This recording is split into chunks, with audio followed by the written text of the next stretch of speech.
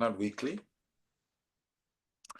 So I was just thinking about the beautiful trip that I had to Colombia. First time to South America, and it was to Colombia. And we landed in a city called Medellin. Medellin. And it spells as Madeline or something like that. But they say it Medellin. It's a beautiful, beautiful, beautiful town. And it's an incredible space because it seems like when you land in Medellin and you get in the car and you start driving, and you start going through these beautiful mountains and you drive and just keep going, and there's beautiful tunnels and beautiful, pristine town. And you just look all around you is lights and mountains. It feels like you're in the skies with all the stars. Beautiful. The energy of Medellin was very interesting because it gave me the same feeling of being like in Rishikesh. For those of you who have not been to Rishikesh, Rishikesh is in the foothills of the Himalayan mountains where we go every year for our spiritual retreats. It's a place where the sages meditated for thousands of years, lots of caves. So the place is very charged. So that similar feeling was something I felt in Medellin, and I'm not sure why. And then I started to do some research as we went back uh, to this place. I was staying in one devotee's home, Ranchor. He has a temple, he has a gift store, and he has an ashram where people stay. Stayed there and I started to research, and I find that Medellin is a place where people from all over the world come to party. And that explains to me the energy of Medellin, because everyone is seeking love, and that is somehow a place where it attracts people from all over the world to come and experience what they consider love. Of course, they're getting something, not quite the pure love, but some sort of a reflection of that in this party scene. So the energy is very, very loving, very inviting. So that's where we landed. And then we went to this place, El Retiro, where Sonia stays. And she's building this beautiful community there, incredible kirtan. And shocking to my heart was how eager the people are to chant and dance. So I learned two Spanish words, cantar y bailar, which means chant and dance. So that was the slogan for the whole retreat, chant and dance, sing and dance. And it was really nice. It was super ecstatic. And people, they didn't want to leave. They were just hanging out there after kirtan, absorbing the vibrations of the kirtan. So it was really nice. And Sonia gave us a tour of that village, the history. It was the first time in the history of the world that there was this lady who let go of all the slaves that she owned. So we went to her historical place. It's really nice, really nice. And then we went to this peninsula, Guatapé. They have this big one rock. It's like the Shiva Lingam. They call it the Shiva Lingam. Very energetic space. And all around is all these islands and lakes. I've never seen something so beautiful in my life. So, and I started to appreciate God even more, because he must be an incredible artist to carve all the little details. You know, you could not imagine that. It's just so, so nice. And yeah, it's up in the clouds. Beautiful place. And we had an incredible retreat. And the space, it's in the valley. And oh my God, it's just like, what world are you on? It almost feels like you're in the heavenly planets, you know? peaceful. Every night it rains like clockwork. 8 o'clock it starts to rain because it's time to go to sleep. And when you wake up in the morning, 6 o'clock, there's no rain and the sun is shining. It's perfect 70 to 74 degrees. All day sunny. And again in the evening, it rains. In the morning, the sun shines. I really thought that someone was manually turning the switches on and off. That's what it felt like. But I mean, God's doing that. But it was so amazing, so amazing. So while I was going through these experiences, I kept thinking, what is so unique about this place? Why is it that everyone is so happy? Everyone is just so lovey-dovey. Everyone is so kind. There is no frictions.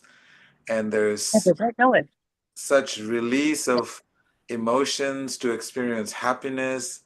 Even the host in the retreat, the owner of the retreat, she came there to the place every day, made sure the meals that were cooked, every day was a different menu. We never ate the same thing there, 3 meals a day. And she personally served it to us with a smile on her face. All the people that served the meals were this very kind, compassionate, loving attitude towards everyone.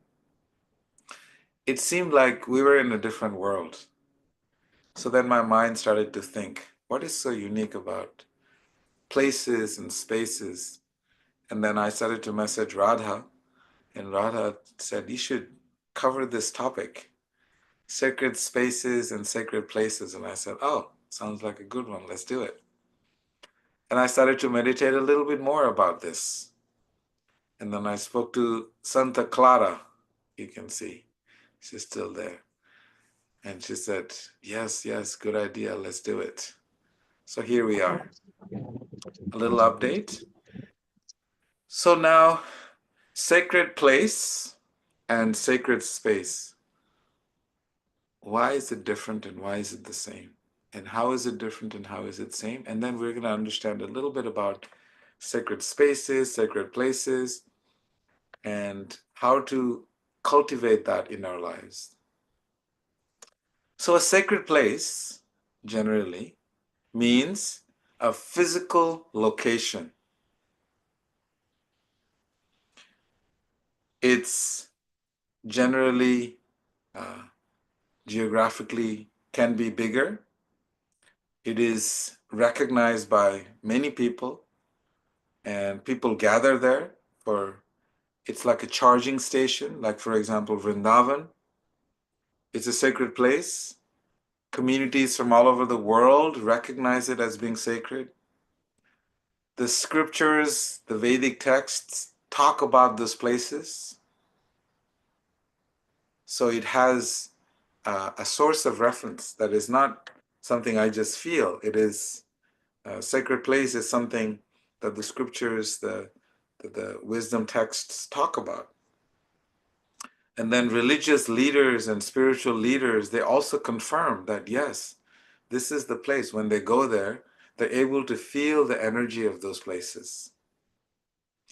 And historians also confirm that this is a sacred place because many, many beautiful events take places, and those places become more and more spiritually charged.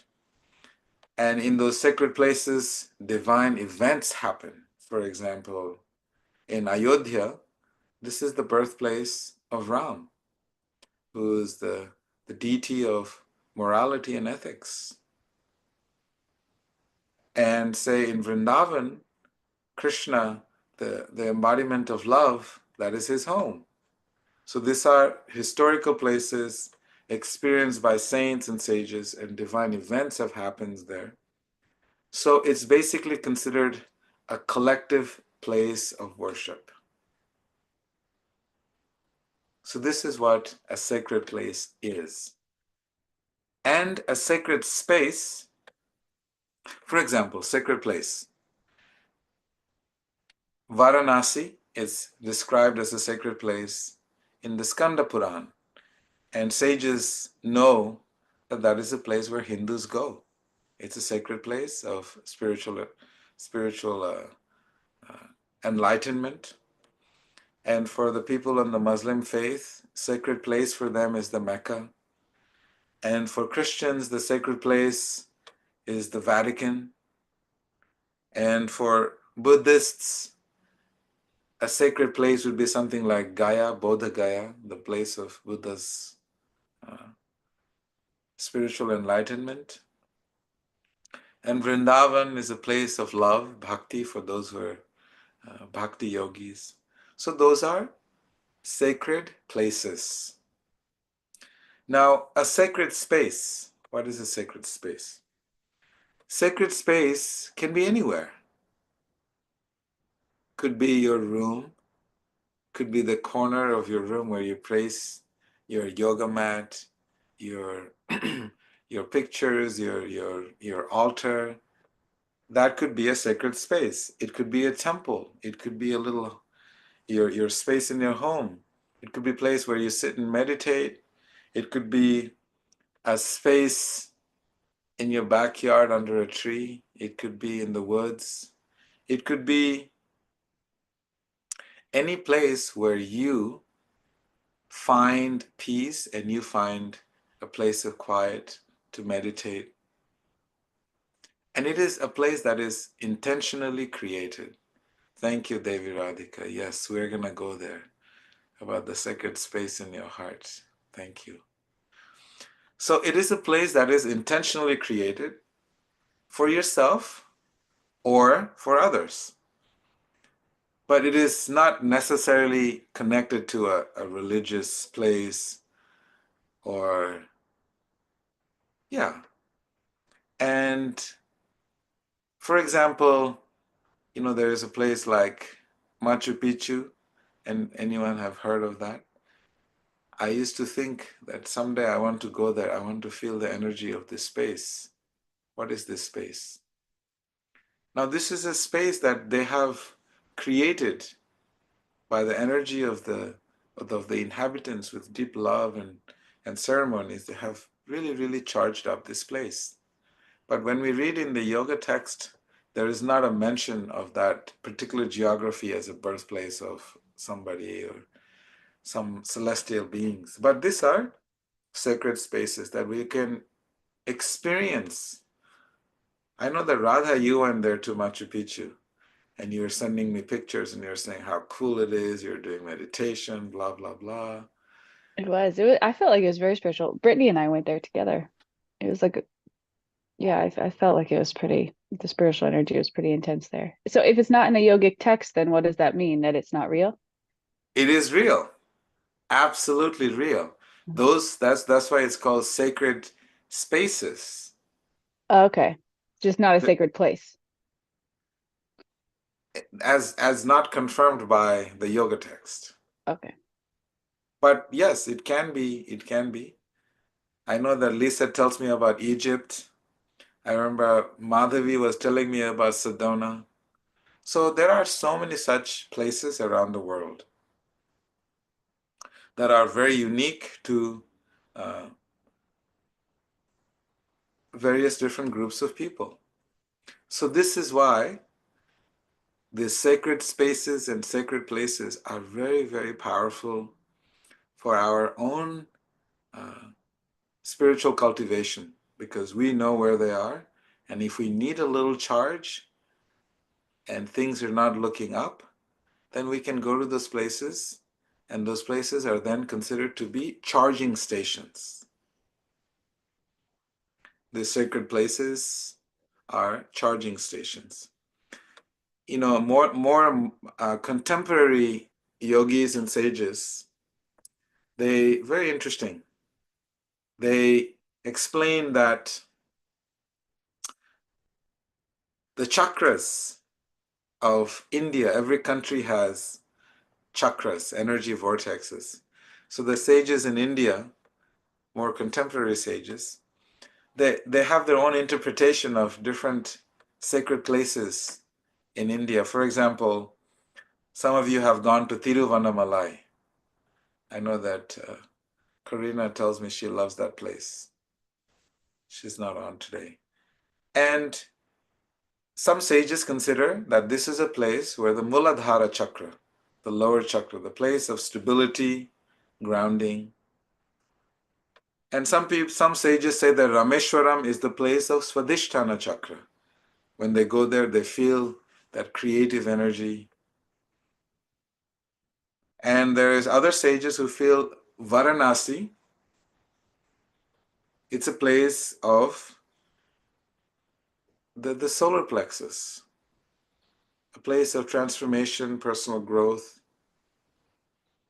So every country, sages have given a chakra geographic location so that it's easier for some of us to understand. Like Vrindavan, for example, is considered to be the heart chakra by the sages in India. They consider it to be the heart chakra because it is a place of love, compassion, devotion. And like Rishikesh, Kedarnath, Badrinath, it's a place of Vishuddhi chakra, the throat chakra. It is a place of communication, self-expression. And so in this way, Kanchipuram is the place represents intuition in southern parts of India. And Mount Kailash is considered to be the sahasrara chakra, the crown chakra. So in this way, sages have their interpretation of these various places. These are more contemporary, but not in the Shastras. They're not all written, documented in the Shastras. We always try to refer to whatever we say, that it should have some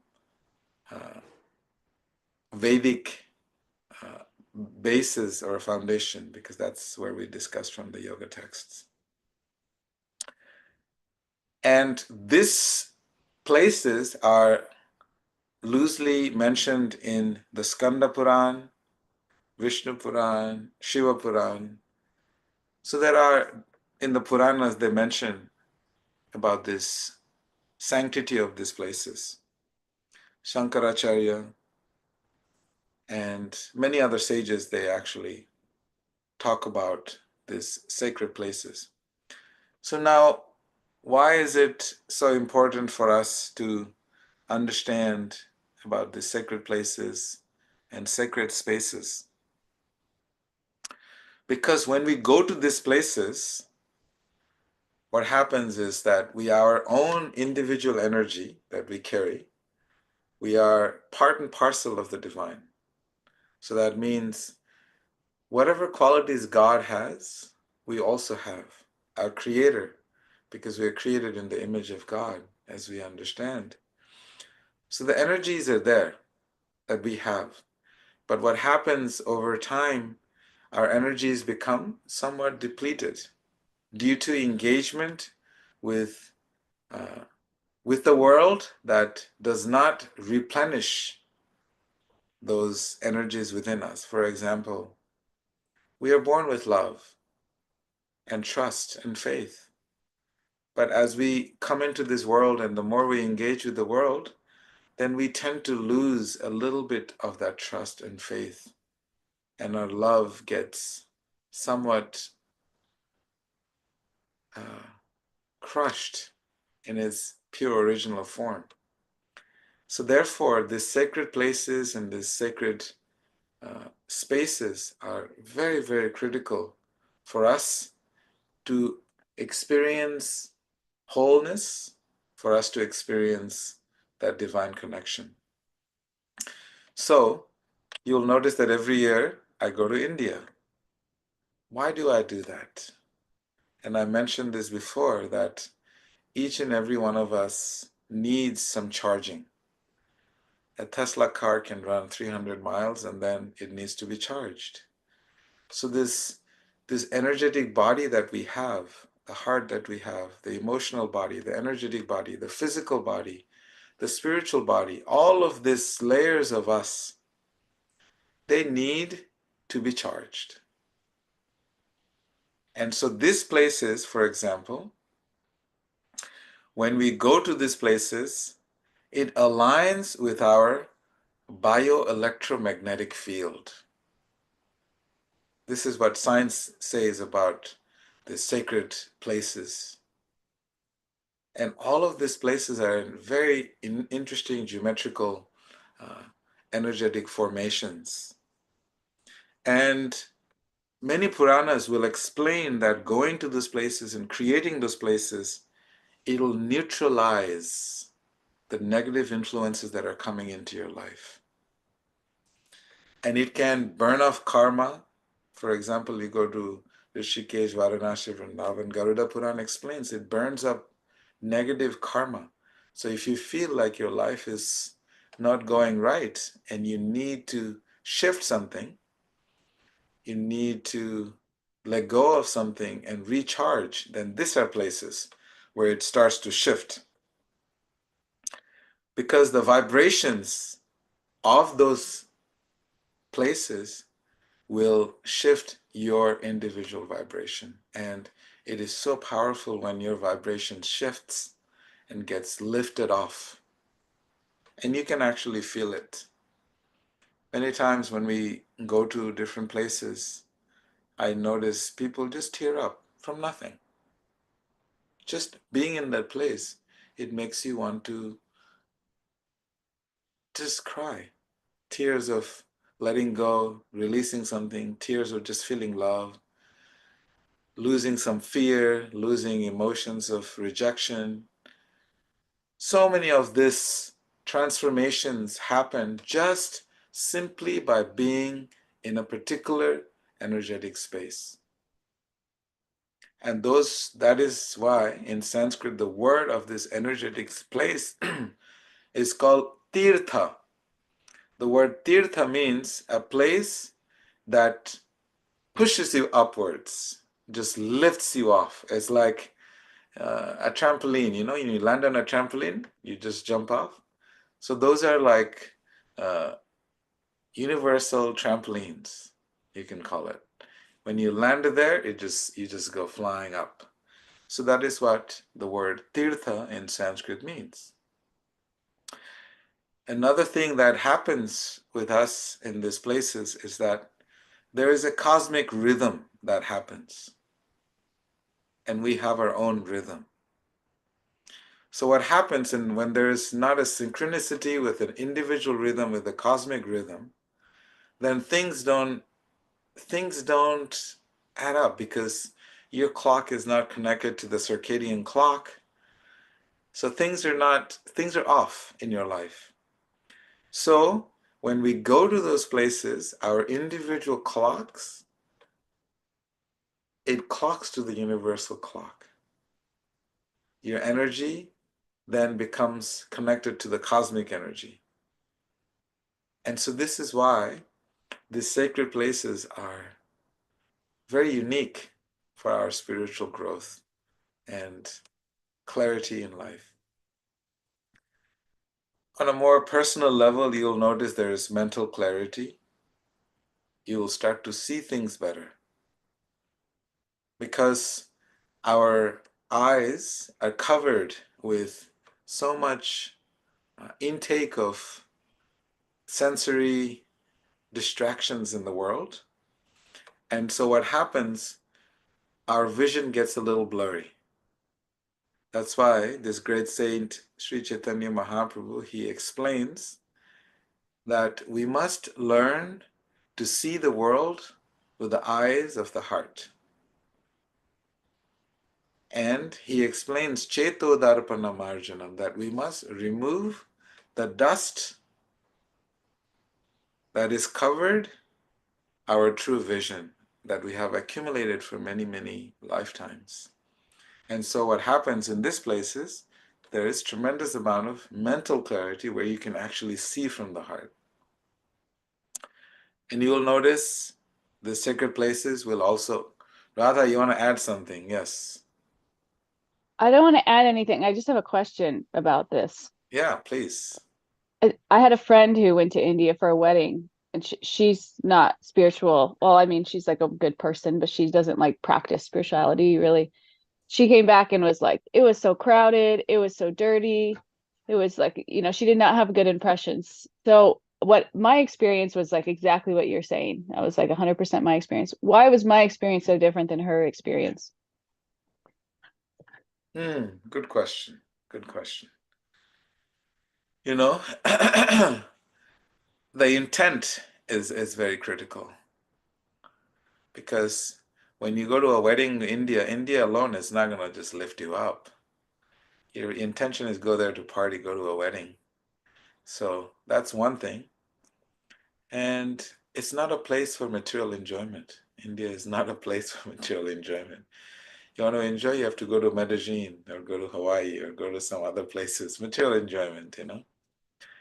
So obviously the experiences will be different. Also, your intention of going to India was you were just lost and you were just seeking something. And you're open to receive. I remember when you told me about it. So that intention is completely reciprocated by the energy of all of these places. So, in saying that, you know, whenever, I don't know if I'm even making any sense to you, Radha. So the intentions are very critical. And one of my main reasons for covering this topic was to realize that we ourselves, this body, is actually a very, very, very sacred place. And this body is a temple. And we often forget. And therefore, when this body is subjected to unclean places, unclean habits, unclean association, then this body starts to feel it. It takes a toll. So therefore the sages are saying that this body is sacred. Please let us learn to love, appreciate, and nurture and keep this space, this place, a sacred place, this body. It is a temple. It is where you live. It is your home. You don't just allow any kind of energy to come into your home and just make a mess of it. No. So the sages are saying, no, please, let us first understand that this body is a temple. Temple where you live and temple where God lives with you. So beautiful songs that sages write, Mama Mana Mandire, that use your mind to understand that this body is a temple.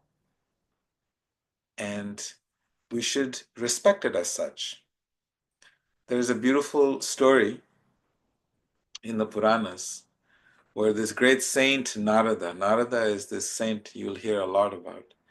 He has this interplanetary visa. He can just travel from one planet to another at the speed of his mind. It's pretty fast. Just, I'm here in Medellin, gone, I'm right there, you know? So this sage Narada had gone to meet Vishnu. Vishnu is the energy of the maintenance, who is situated in the heart as the Paramatma. He's also considered the energy of the cosmic universe.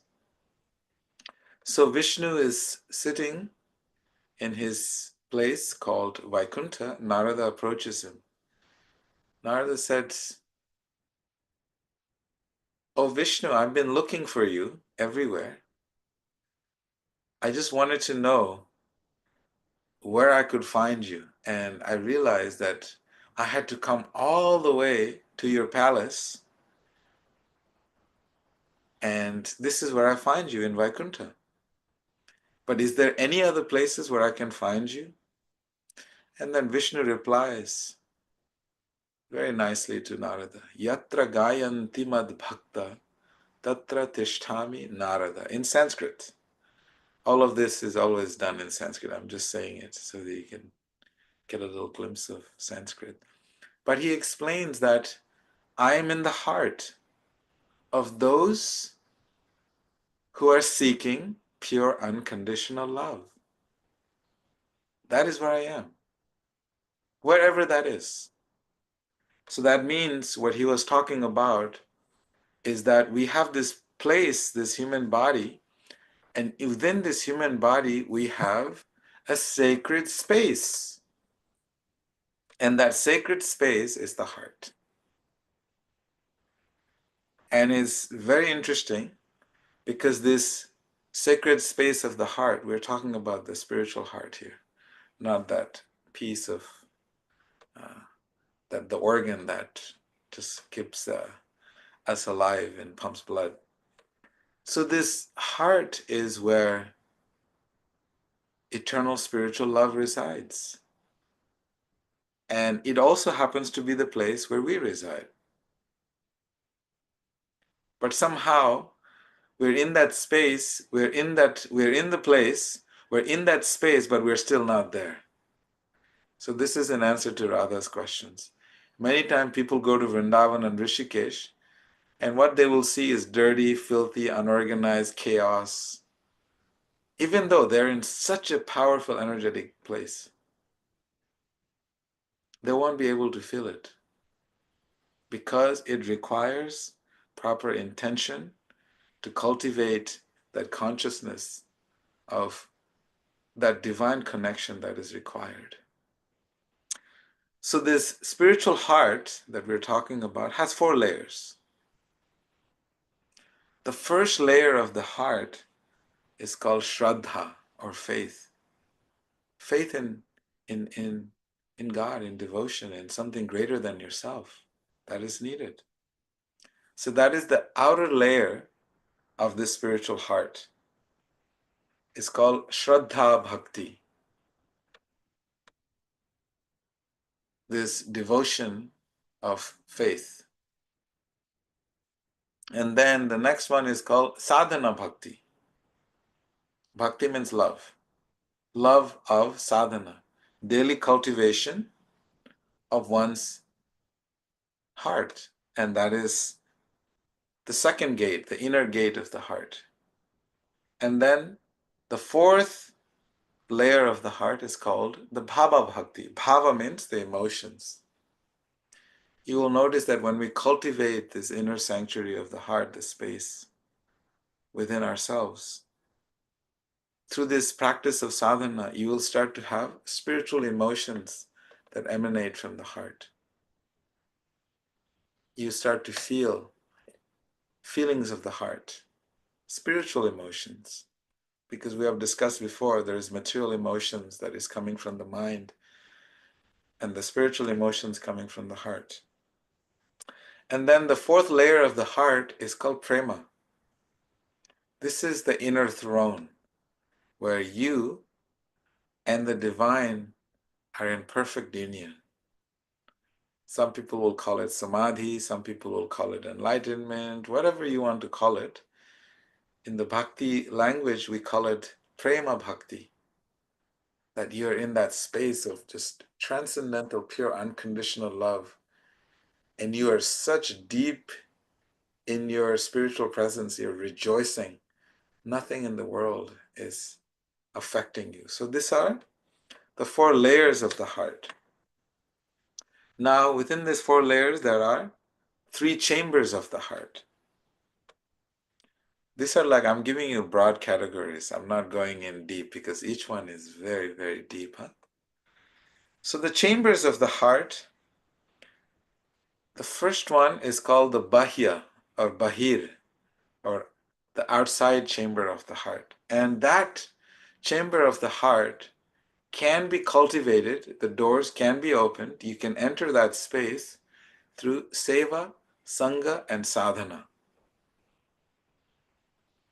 So that means you must engage in the heart with the pure intent of serving others. You must always seek association of people that actually truly nourishes your inner spiritual potential. That is sangha. And sadhana is a daily meditative time that you spend to cultivate that inner space within you where you can have access to this chamber. So this is what is explained by our sages, the first chamber. And the second chamber is called the Madhya, or the middle chamber. And when you enter through the first one, in the middle one, what you will feel is natural, spontaneous emotions of love. Spontaneous. It doesn't take much effort. It is just being in that space of love. And you may also, in that space, you'll also feel uh, an emotion of separation from love. So it brings you closer to love. In Sanskrit, it's called viraha. These are very complex topics, but I'm just giving you how the beautiful heart works. And the third chamber is called the Gupta, or the hidden chamber of the heart. It's the secret chamber in the heart, the third chamber. And in that chamber is where you are able to capture the object of your love. You're able to capture him or her and place it in that sacred space in your heart. And that is called, someone we study in Patanjali, Ishwar Pranidhan, that we all have Ishwara, we have someone that we worship as the deity of our heart. And that deity, that energetic person, will enter that inner secret chamber of the heart. So these are the three chambers of the heart. I'm seeing the time. Okay, my time is up. But I wanted to share with you the three lotuses, the space of the heart. And these are all beautifully described. So the reason I'm sharing this with you, and I will share more again, maybe the lotuses of the heart, maybe next class, but we have to understand that we need to create a sacred place, and we need to create a sacred space within that sacred place. So this body that we have to see how to make it a sacred place for us. It is not a place where we abuse this body and use it for material sense, mental sense gratification that has nothing to do with who we are. And how to create that space within our heart through this deep, intentional practice of daily seva, sangha, and sadhana. Some sages like to call this space within the heart the inner shrine. Some sages call this the divine garden. So whatever works for you. If you're a gardener, call it a divine garden. You want to create a temple, you want to worship God in the mood of opulence, call it the divine throne. The sages have used all of these examples for us to realize that that secret safe space is where we all belong and where we all need to be. And when you are in that sacred garden, divine garden, you will hear the divine transcendental flute, which is the heartbeat, beating in synchronicity with your heartbeat and the heartbeat of the divine. That is the sound of the flute that you can hear when you're in that space. Venum kvanantamaravinda dalaya taksham varhavatam samasitam budasundarangam kandarpa koti kamaniya vishesha sobham govindam adi purusham tamaham bhajami. Brahma, the creator, he is explaining about the Venu, the sound of the flute within the heart. And how in that inner space in the innermost chambers of the heart, Kandarpa Koti, the divine is surrounded by all of these loving celestial beings in the heart along with us. To that divine person, I offer my deepest, deepest loving embrace and my deepest loving surrender. And this is what is our Creator speaking about. So important to understand. It is the place, the hidden cave of silence. When you get into that space of the heart, you no longer hear the sounds of the material world. The cacophony of the world is gone. It's over. If you want to know what real silence is, that is the place of real silence. And this is why I appeal to you, please take the time to cultivate that sacred space within your heart where you can truly be in union with God, with your Ishtadevata, with the object of your love. So, thank you so much for your patience. I know this was maybe a little boring, but it's just such an important meditation to have every day. We must think about that space where we want to be. Okay, please add anyone. Claire, you would like to add something? Please. You're a very poetic sage. Well, when you talked about the sacred spaces and what I would say about that, this is not something I've researched in the Vedas, but this is the Clara perspective. I feel like nature and geography, geology, and hydrology are something to be celebrated with love. Always something to be celebrated with love. When I think about for at least 120,000 years, maybe 200,000 years, humans have lived on this earth. And for the other species, it's been, what, thousands of thousands. And thinking about what happens on this planet being reflected in the cosmos. Earth is in her own ascension process. She's in high-level master training to be a star and a guiding light for this galaxy, just as we are.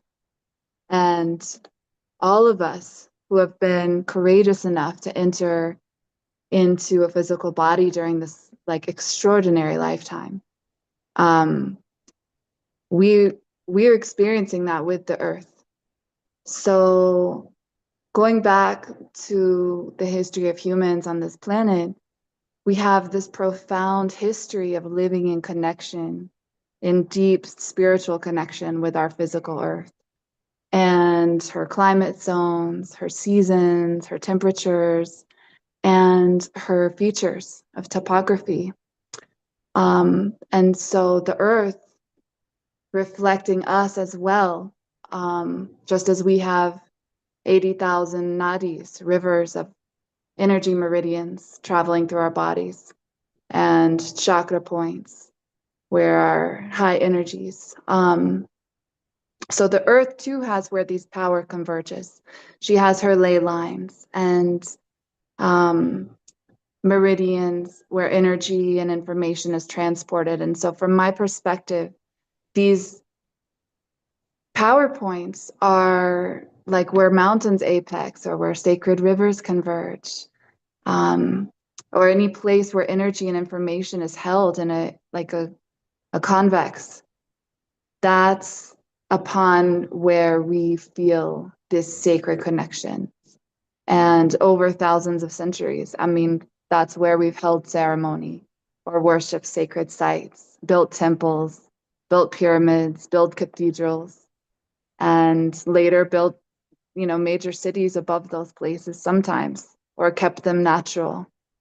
And So for us humans in our seeking of spiritual connection, spiritual practice, we have this inherent connection to our sacred Mother Earth through these sites. And that's what came to mind for me when you mentioned sacred spaces and sacred places. Thank you, Santa Clara. Yes, thank you. We went to this place called Comuna 13 in Colombia. If you haven't been there, fascinating place. And they worship Pachamama. I didn't know who Pachamama was. It's Mother Nature, and how she's holding this beautiful sacred space for all of us. It was such a beautiful, beautiful place, actually. It's on the outskirts of Medellin because Medellin is very expensive. People can't live there. And so people move up to this valley and they created small homes. And it's a very beautiful, I want to say a grove of simple, kind-hearted people. And the preserving nature and love. Everything about it is love and God and celebration of life. Incredible space. So, yeah, it was a terrific journey. Our India trip is coming up also. I just wanted to mention to all of you. Those of you who haven't gotten your space, please, because we're going to be limiting our group so we can really, really cultivate deep relationships and connect with one another and the space. So I just wanted to remind you. Keshavi, any housekeeping? Nitai?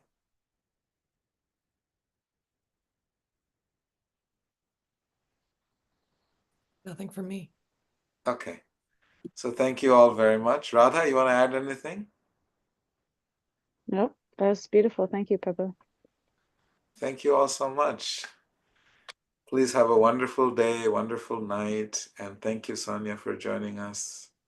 And all of you for joining us. Those who, Rudy, Carrera, thank you for joining us. Okay, namaste, everyone. Thank you We'll so see you much. next Saturday. Namaste. Namaste.